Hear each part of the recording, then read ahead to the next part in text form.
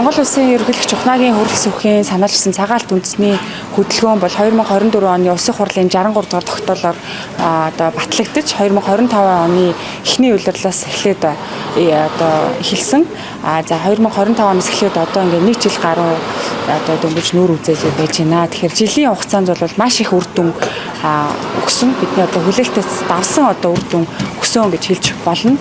За 2025 онд нийтдээ 100 гаруй аж ахуй нэгжиж 500 орчим тэрбум төгрөгийн хөнгөлөлттэй зээлийг олгосон. Энэхүү зээл маань бол төрөөс татаас олгож арилжааны 10 банкаар Монгол банктай ингээ хамтраад олгосон байгаа.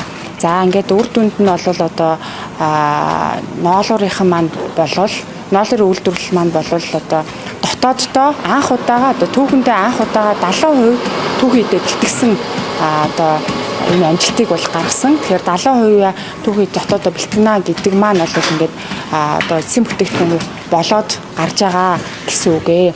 За нөгөө төгөөрийн цагаалт үндэсний хөдөлгөөний хүрээнд техникийн зохицуулт хийж зөвхөн самсан ноолор экспортлох ийм түүхэн шийдвэрийг гаргасан байгаа. Тэгэхээр энэ 2025 онд нийтдээ 330 сая ам долларын самсан ноолорыг экспортлсон. Энэ бол өнгөрсөн жилдээ харьцуулахад мөнгөн дүнгээр мөнгөн дүнгээр 5.6 дахин өссөн. Бит хэмжээгээр 4.7 дахин өссөн. Ийм амжилтыг гаргасан байгаа.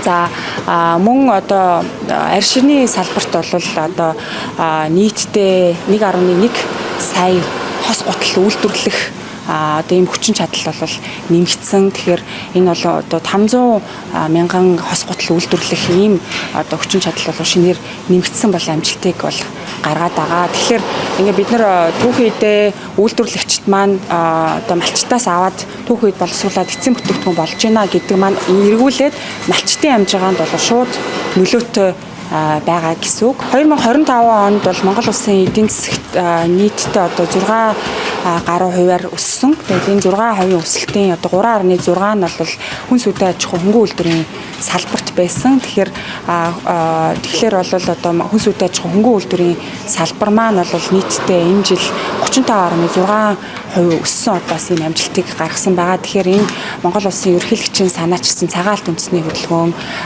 болон хүнсний хувьсгал үндэсний хөдөлгөөнүүдийн шууд үр дүн гарч ийна гэж хэлж болно.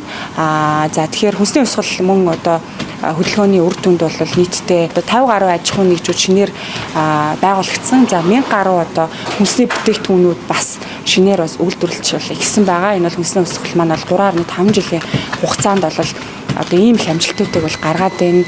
Нийнээс бид юу харж чадах вэ гэхээр төрөөс шат дарааттай төрийн бодлогоор дэмжиг хийм болвол монголчуудаас үйлдвэрлэгч болж чаддсан байна. Бид нар хийж чаддсан байна. Эцсийн дүндээ монголчууд үйлдвэрлэж байна гэдэг маань эдийн засаг маань тэлж гин гэсэн үг. Бусад орноос хараад бус болж гин гэсэн үг. Энэний нөгөө талаас энэ Монгол улсын аюулгүй байдалтай шууд холбоотой юм аа. Тэгэхээр монголчууд чадж гин бүтээж үйлдвэрлэж гин чадж гин чанартай бүтээгдэхүүн гаргаж гин экспортлж гин. Энэ бол бас маш том амжилт юм аа. Үр дүн юм аа гэж хэлмээр хүсэж байна.